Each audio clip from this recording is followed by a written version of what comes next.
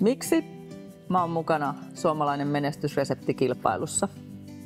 Musta tuntuu, että mä oon ihan hullu, että mä lähden tämmöiseen hommaan mukaan.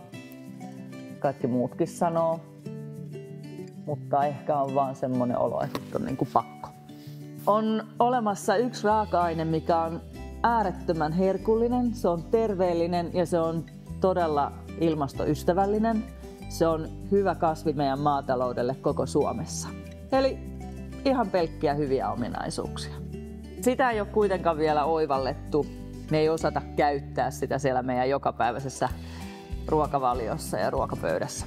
Ja tämä on ollut ehdottomasti se tärkein syy, että miksi mä oon lähtenyt tähän hullun myllyyn mukaan. Nyt vaan nautitaan matkasta ja suomalainen menestysresepti. Let's go!